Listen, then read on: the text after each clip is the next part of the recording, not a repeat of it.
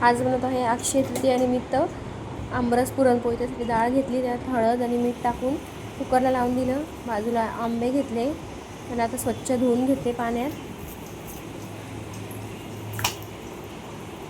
मस्त स्वच्छ धुवून त्याला असं थोडंसं हे करून घेते हाताने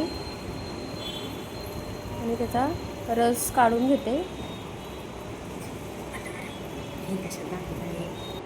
मग अशा प्रकारे रस काढून घेतला.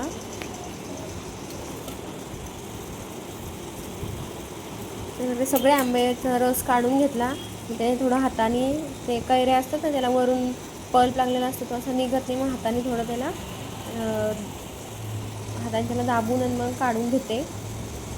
तुम्ही कसं काढता ते मला नक्की सांगा, कमेंटमध्ये नक्की सांगा. मला तर असंच जमतं करायला. हाताने सगळं व्यवस्थित निघतं, पण बाकी चाकू घेतो त्याने काय एवढं निघत नाही रस. बघा हाताने एवढा व्यवस्थित निघतो. आता त्याला मिक्सरमध्ये तुम्हाला जितकी साखर टाकायची तेवढं गोड तुम्ही कमी जास्त करू शकता. आणि थोडीशी विलायची टाकायची. त्या पातेल्यात घेतला आहे बघा, मिक्सरमधून काढून घेतला. आणि वरून तूप टाकायचं. तूप हे आम्ही रत्नागिरीला एका हॉटेलमध्ये गेलो होतो ना, तिथे बघितलं होतं.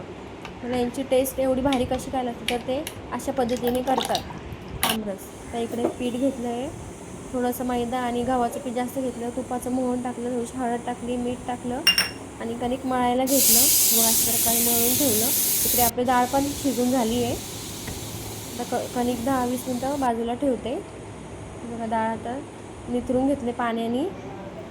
आणि मी डाळीमध्ये अर्धा गूळ आणि अर्धी साखर टाकते. तूप घेतलं आहे म्हणजे खाली कढईला चिपकणार नाही डाळ. अशा प्रकारे डाळ टाकून घेतली. त्यामध्ये साखर आणि गूळ टाकून घेतला.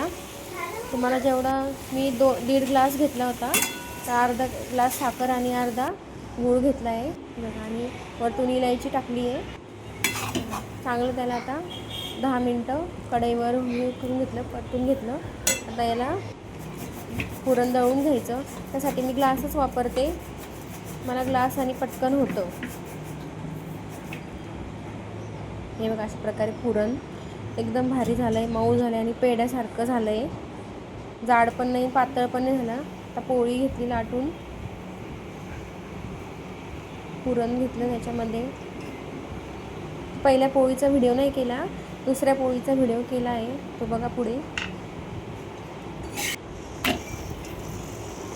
थोडी माझ्याकडून हे झाली पुरणपोळी. बघा दुसरी बघा, ही मस्त झाली आहे.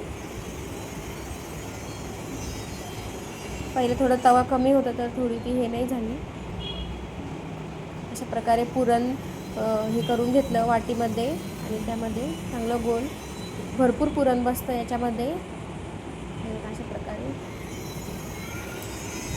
पहिली टाकलेली पुरणपोळी आहे. पहिलं चांगलं मस्त अलगद हाताने लाटून घ्यायची, म्हणजे ती फाटणार नाही आणि खाली चिपकणार पण नाही. हे बघा तव्यावर टाकून घेतली. वरून तूप टाकलं. तुम्हाला नसेल आवडत तूप तर तुम्ही तेल पण टाकू शकता. मला तूप खूप आवडतं, मी तूप टाकते. अशा प्रकारे खूप भारी लागते तूप टाकून पण पुरणपोळी. तुम्ही पण ही रेसिपी नक्की ट्राय करून बघा, सगळ्यांना आवडेल. अशा प्रकारे झालेली पुरणपोळी एकदम मऊ आणि लुसलुशीत झाली आहे. हे बघा 5-6 केल्या मी. इकडं आमरस तयार आहे. आवडली तर लाईक करा.